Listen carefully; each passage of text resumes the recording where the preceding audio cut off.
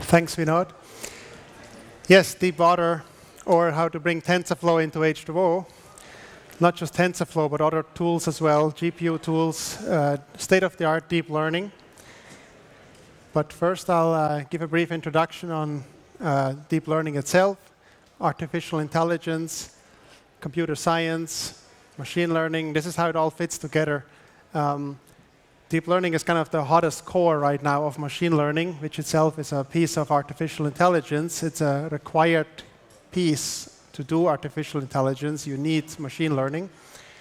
And artificial intelligence is a subfield of computer science, if you want, is how to make seemingly intelligent agents that pursue a goal that you can define and say, like, drive through the city and don't crash, right? And if that robot can do that, then you would say, oh, wow, it's intelligent. And deep learning just happens to be one of those key components. And who has never heard of deep learning before? So everybody here has a basic idea about deep learning. It's basically numbers that get turned into other numbers. It's all just number crunching, just like any statistical method. You start out with some numbers coming in. For example, heartbeat, oxygen levels, and blood pressure. And a technical detail of that is that you have to standardize it, but H2O does it all automatically, so you have to make them small. You can't just have 100 million coming in, let's say. It has to be small numbers, around 0, maybe centered, standard deviation of 1, something like that. Now, these numbers are propagated to the next layer with weights. Each connection in that graph here is a weight. And it says how much of the blood pressure goes to the first neuron, the hidden neuron, these round circles here, how much of blood pressure goes to the second neuron, and so on. And assuming you know those weights, that defines your model, right? Initially, you start out with random weights, and it just goes all over the place. And as you train the model, these weights become correct. Now, these neurons don't just spit out the number that comes in and spit it out. No, they actually transform that number. That's this nonlinearity right there. So all the numbers coming into a neuron get added up linearly with the weights, right? So it's a weighted input. And then you transform that number into a new number. And that's what this nonlinearity is down here. Could be any function that's nonlinear, but typically it's something like a sigmoid that goes from 0 to 1. And there's some kind of linear regime area where this transition happens. But there's also rectifier functions that are just, instead of round here, they're flat on the left side and linear on the right side. There's different nonlinearities. But the key is that it's nonlinear. If it was just linear, it wouldn't be as powerful. The nonlinearity adds model complexity. And now imagine having all these weights just right, and the nonlinearities acting on those weighted inputs in a way that these features get transformed into new features. Every layer represents a kind of a deeper feature set. So you could extract these numbers here and transform your original 3 numbers into new 3 numbers. And so deep learning models by themselves are already useful to just transform data. But having those 3 numbers here, you can also make predictions from those 3 numbers. Just like a GBM would make a prediction, a GLM, you can make predictions with the deep learning model itself, just looking at those 3 and using these weights here to connect them to the outputs. And if you learn those weights right, then you also have a simple model acting on those 3 hidden states. So that's what typically is done. You can make one output neuron for regression or for logistic regression, or you can make like 16 different outputs or 1,000. The ImageNet, where they predict what things are in an image, they have 1,000 output neurons, right? 1,000 different things can be in a given image in that competition. So deep learning is a simple model. It's nonlinear. It's very flexible. You can configure it any way you want. You don't have to connect all neurons with just one neuron or with all the neurons. You can connect it with some neurons. You can share weights. You can connect it back to itself. That way you get convolutional and recurrent neural nets. What I showed you was just a fully connected artificial neural network. And one thing I didn't say is how they get trained. So whatever is wrong with the prediction is kind of an indicator. It's like a delta that you get. And that delta, given the loss function, gives you a gradient. And that gradient is what feeds back into the network and propagates backwards through the network. And all the connections that led to this prediction get corrected. It's kind of a forward prediction, backward correction. That's the basic idea. And it does this either with mini batch. So every, let's say, 10 observations, you get one gradient that you reapply and change the weights. In H2O, actually, we have mini batch size of 1. So every single observation fixes the weights, all the weights. And this whole thing is done in parallel on a cluster. You can run on a big data set. I'll show a live demo later. But the main idea is that it's highly efficient for structured problems and for unstructured problems. So a banking data set or an image or a tweet, as long as you know how to turn the tweet text into features that are numbers. And TF-IDF or Word2Vec can be used, and also recurrent neural networks can be used to make those input features into other neural nets. So deep learning itself is very powerful. It's difficult to interpret, though. So what do you do with all these numbers, right? How do you know this is a good model? How do you know if you go outside your previously seen values that the model will still be good, or will it suddenly start to extrapolate to some weird domain where suddenly everybody is labeled a fraud, right? So there's some questions about it. The theory is not quite well understood because it just kind of works, but they don't really know why. There's no easy proof saying because of these 10 or 100 or 1 billion, whatever, millions of numbers, it has to be this answer here. Like, it's all highly chaotic, if you want. Maybe not so much chaotic, but let's just say it's very complex. It could be chaotic, but typically it's not. Usually you find some local minimum, hopefully not on a saddle point, but some kind of a real local minimum somewhere. And hopefully it's also close to the global minimum. But you don't have any guarantees. And you have to tune the whole thing. There's lots of parameters. And there's also questions about how to handle categorical variables. If you have 1,000 different levels for your factors, let's say the type of car you drive or something, how should that be turned into a number? Should you take the zeros and ones by expanding it into 1,000 yes/no columns and just saying 0, 0, 0, 0, 0, 1, that's your input? Or should you say, I do some eigenvalue decomposition and figure out the top 5 eigenvectors and project back on that, and now I have 5 new numeric columns, or what should you be doing? That's not really solved. But we have some prototypes to deal with that. So AI was coined 60 years ago by John McCarthy. He basically wanted to do a little summer project. He literally said, 2 months, 10 people, we should make significant advances right in one summer. All we need to do is simulate a little bit of intelligence in a machine, code it up, and that should be it. Fortunately, it wasn't that easy, or maybe fortunately, who knows where else it would be right now.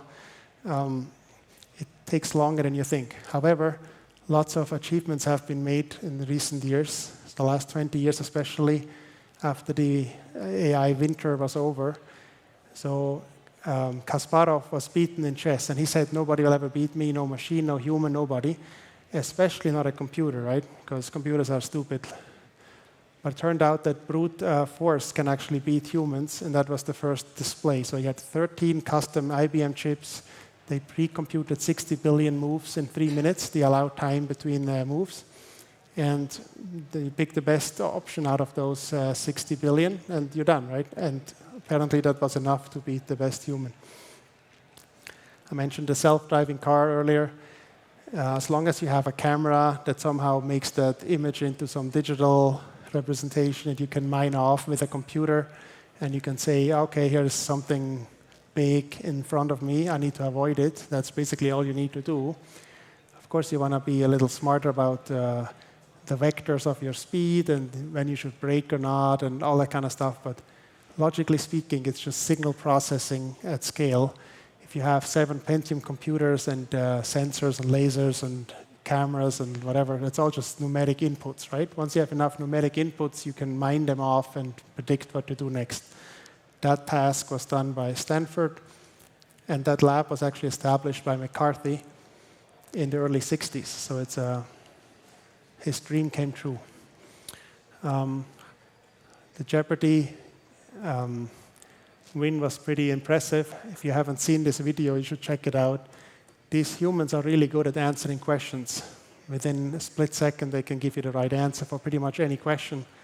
But so can a computer if it has loaded all of the Wikipedia, encyclopedia, whatever, encyclopedia, what is it called, encyclopedias, all the books ever written by anybody, all loaded into Hadoop cluster, right? 90 machines, I think, yes, 16 terabytes of RAM, in-memory representation of all these lookup tables, millions of logic rules, all hand-coded by experts. And now when somebody asks a question, they process that into some traversal of all the data structures, figure out the most likely candidates, and answer. If they are confident that one of them is like really good, then they say, yes, I know the answer. And they actually had to press a physical button, but the computer can activate a piston fast enough so that the human can't react that fast. So within a millisecond or whatever, that in-memory analytics compute cluster was fast enough. So this is basically what H2O does as well, except that we don't make up these logic rules by hand. But a GBM model, for example, is something like that, right? It's an in-memory representation of something. When your question comes in, immediately answers it and done. So this would be the scoring part. And even that was very powerful. But now you say, like, okay, that all makes sense, right? I have data, I can process it, I get an answer back, so what's so hard about it? Well, can you do language translation from any language to any other language? Well, why not? You can learn what is a word, right? First, you have to see it with your camera. You turn the image into features. A convolutional neural network figures out, just like your eye does the Fourier transform. It figures out edges, corners, colors, and all that. It knows what a letter is. Once it sees the letter, it can turn that into an actual lexicographic thing, computer representation, some bytes somewhere. Once you know it's that set of characters, it's a word. Once you know what a word is, you can look up in what language that word means what. And if you have a smart model, then you can even do contextual stuff. So it can say, I love you versus you love me. What does it mean? What's the difference? And you can learn all that. So modern deep learning tools can learn all that and translate pretty much anything to anything. And that's the power of deep learning. So in recent years, this has taken over, and that's why deep learning is so important. Anything that has to do with signal to noise, you can beat. And this game here, an Atari game, you have to move a cursor such that the ball doesn't fall down. It's not that hard, right? You look at the state, you see where the ball is, and now you wait a little, you see the next state, and based on that, you know where you should be in a second from now, and you move your mouse or the cursor there. So it's all doable. The same thing for Go. This has 19 square positions, I think, and each one can be white or black. Not all of them are filled, but so there's still a lot of combinations. It's 2 times 10 to the 170, which is square the number of atoms in the universe. So there's a lot of options, right, in combinations. And Google's DeepMind was able to brute force it with their GPU cluster and some tree methods, and the best human was beaten by just sheer brute force. Again, you look up all the possible things, you play against yourself millions of times, you get smarter, you know what to do in certain, if you see certain sub-patterns of, let's say, these stones here, if you see this with some space outside, then you know that you must move this and this around. You don't have to be perfect, you just have to be better than the best human. But is that really that difficult? No. Turned out that was doable. Now, Microsoft won last year's ImageNet Visual Competition Challenge. So they have the best image recognition model with 1,000-layer deep neural net. But they are not the best at chatbots, turned out. They released a chatbot that was learning from humans. So it overfit on humans, if you want, or it wasn't kind of stable enough to not learn from humans, and humans poisoned that poor thing. And within a day, it became a radical fanatic that had to be turned off. So keep your models robust, not just smart. That's the lesson.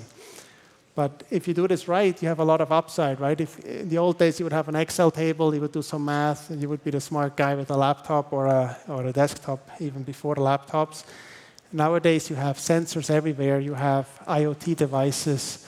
You have databases, cloud, millions and millions of data points coming in every second. The question is what data to keep, what not to keep. That's a big question. But assuming you have good data, you can do good conclusions. And so the fight is on for better data and also better models on that data. And the reality is that automation will take over. Anything that can be automated will be automated, right? So no more drivers, no more taxi firm receptionists. You don't call a taxi anymore, right? I used to do this 10 years ago. Now you just take an Uber. Even resume matching, you can have word mining deep learning models that try to find a good fit based on the past, and you can have good outcomes. You might not need somebody to look at it manually. Even design, you can imagine that the machine learns what people like and then just spits out something good looking, right? There's even deep learning models that do art, that paint pictures, that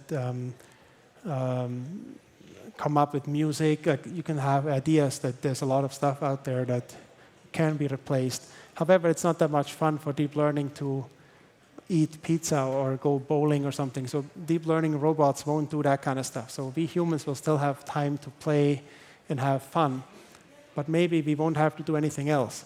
So now imagine 100 years ago, I think pretty much everybody was working in agriculture. And if you told them that in 100 years nobody has to work in agriculture anymore, which is what we live in, they would have said, well, perfect, no work, awesome, right? We can relax. But none of you relaxes really, right? We're all working, still doing something. You would never have thought that you would be worried about whatever, fraud prediction or something. So there's always work, but the work will be maybe more fun or hopefully more less routine. So I wish we could play this. You get the idea though, right? Let's see if I can get there. The eating machine.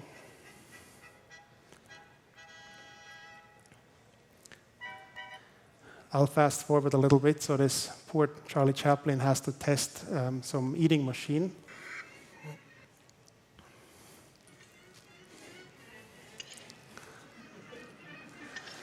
So this is automation.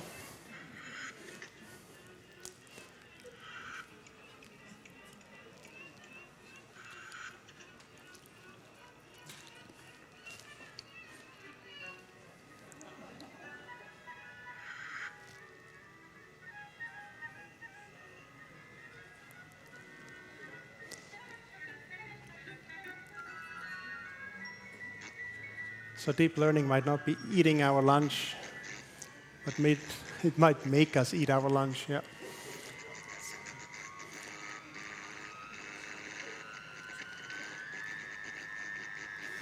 So yes, be careful with your models.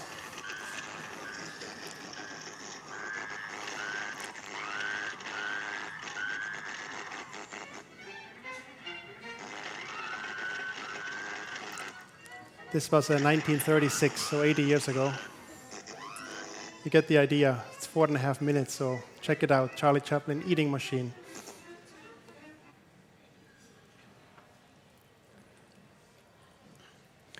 So now we get to do a little live demo. 10-node cluster will build a deep learning model on a large data set. So here you can see this is a 10-node cluster. Let me make that page a little bigger. Each machine, as you saw in Matt's talk earlier, has 32 cores. It's mostly idle right now. Green means it's busy, blue means it's not busy. Each vertical bar is a different processing core. A total of 320 cores. And ideally, it would be empty right now, but someone else is maybe running some tests right now, or the test system is running. But either way, I'm going to use this flow interface. All I'm doing is I'm connecting to the server IP address. That's it. And now I'm going to cheat real quick to get the path for that file, but I'm not going to do anything else. Here, this is the path. And I'm going to refresh this, delete everything. OK, so now let's do import files. I want to get this data set. Import. Now it tells me, OK, I see the file. Now I want to parse that file. So it tells me, actually, it looks like from the first few megabytes, it looks like it's a CSV file, comma separated, and these are the column names. These are the column types. Do I like that? Is my year really numeric, or should it be a factor? Is the month really ordinal or not? These are all questions you might ask yourself as a data scientist. Is a Friday more than a Monday, or is it just different? You can set these things here if you want. You don't need to do anything in R or Python, but you can. Of course, all of this works from Scala, Java, Python, R, Flow, REST API, whatever it is, JSON. But I'm using this web interface where my laptop right now is sending a request to our cluster in Mountain View on the other side of the US. And this is actually running right now. So we just imported this file. I can look at it. This file has 116 million rows, 12 columns. And if you wanted to see the distribution of distances, for example, you can see a quick preview here. I can delete this cell just like in an IPython or Jupyter notebook. I can see that this is compressed into bytes and bits and all that. So there's some computer science background. You can see that because these numbers are all small, from 0 to 500 or so, I can compress them into 1 or 2 bytes. And I don't need to store longs or doubles and all that. But that's just a detail. You can see here 10 machines. They all have 100 megabytes or so, 200 megabytes for these 12 million rows each. OK, so far so good. We have this data set. Now I'm going to split that. As I said earlier, 75-25, maybe why not? It's a good split. It's big enough data that I can build a model on 75% and then hold out a quarter to test how well the model is doing at the end. So now I'm taking this 75%. I'm saying I want to build a model on that. And it just happens to be a deep learning model, because we're doing the deep learning demo here. And I'm picking the response, whether the airplane is delayed or not. So this is about airplane delays from a different carriers. There's 29 different carriers, 346 origins, 351 destinations. And there's a distance in between, and then when it was. And that's the scheduled time for departure and arrival, not the actual time. So this is only like the schedule. So I don't have any way to cheat right here. There's no leakage or anything. But how well can I make a model? That's the question. So I'm going to make a model that's a deep learning model. I'm going to do one pass over the whole data set, over 100 million rows, and I'm going to build a 4-layer deep neural network. And I want to see the variable importances. All the other features I can leave at default, and I'm saying build me a model. What happens right now is it basically populates the cell here with presets. You saw that earlier. And it's all good. And you could even change these cells and then run it again. You can save this whole script. I'm going to save this here as my demo. So, and now it shows up here, and I can load it later and continue this demo, for example. Or I can just look at it right now. The model is building already. Let's look at the water meter. This shows how busy the processors are. They're busy training these weights. Okay. Now, how many weights do we have? We can look at the model. As it's training, you already get some idea that the loss is going down. That's good news. You can see the AOC. It's about 70% on the training data. Let's see how well it does on the test set. Here you see the feature importances, which year matters. December, more delays, maybe around Christmas. Delta is late, and so on. Chicago. There's different things that matter here. But you can't really tell that this means it's very important. It just means the weight is a little bigger, and the connections from this layer to the next layer also are kind of high. So that means the variable importance is high. But variable importances are always a bit critical. You have to take them with a grain of salt.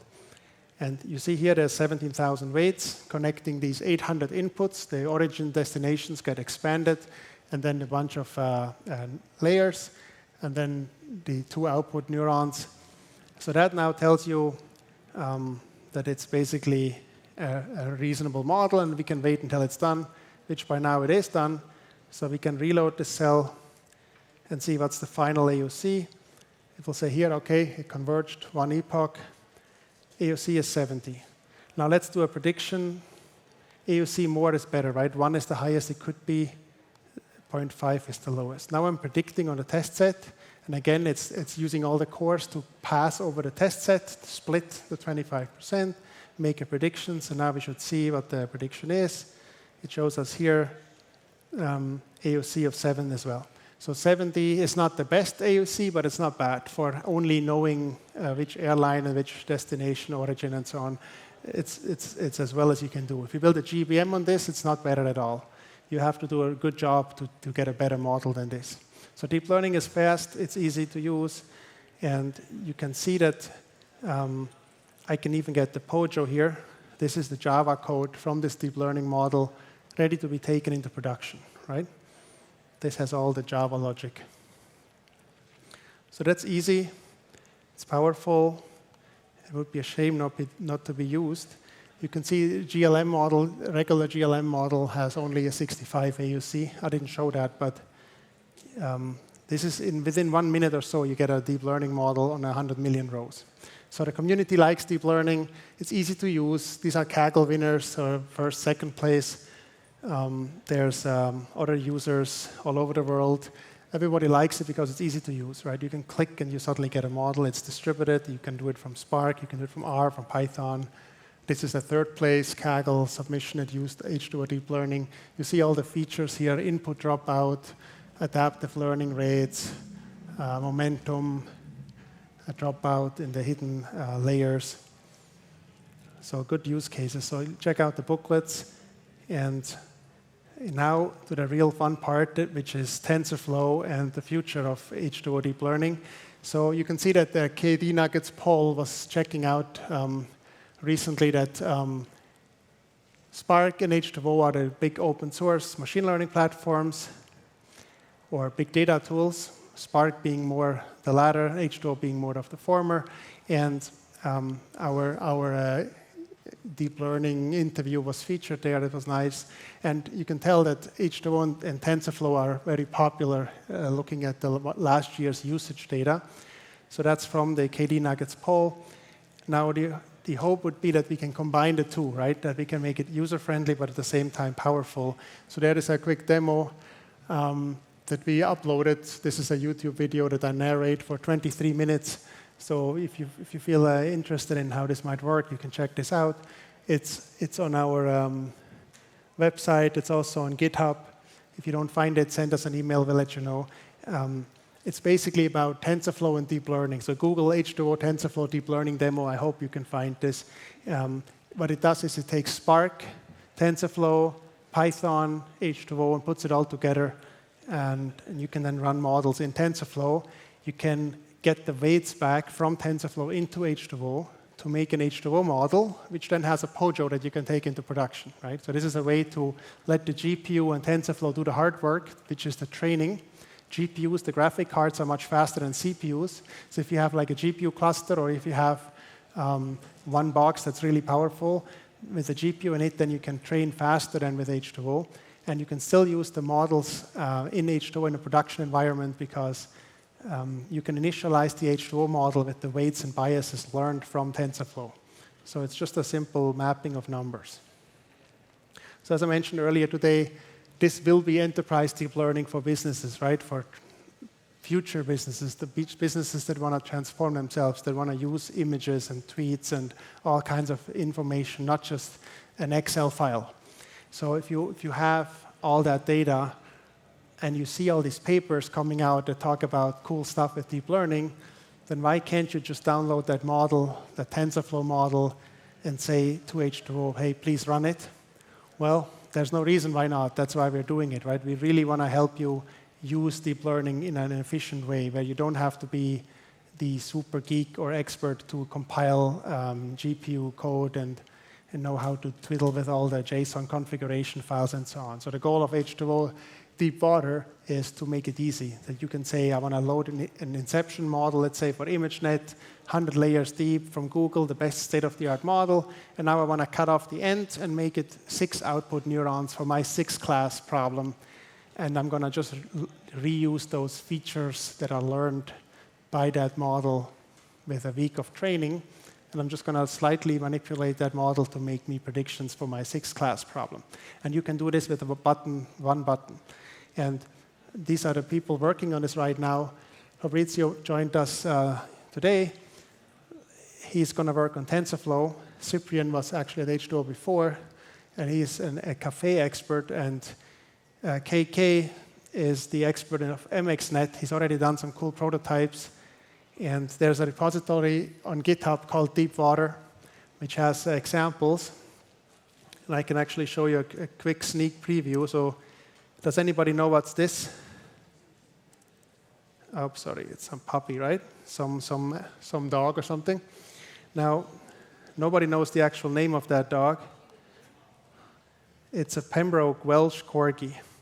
That's at least what our deep learning says. So I'm going to run this right now live in our Java environment. This is Java code in IntelliJ, and it made that prediction. So I'm giving it this file up there. You see test2. That's the same file I had here. That file is read, turn it into RGB color values, and then we ask it to load the Google's inception model and make a prediction. And now we get labels. So this can be done easily.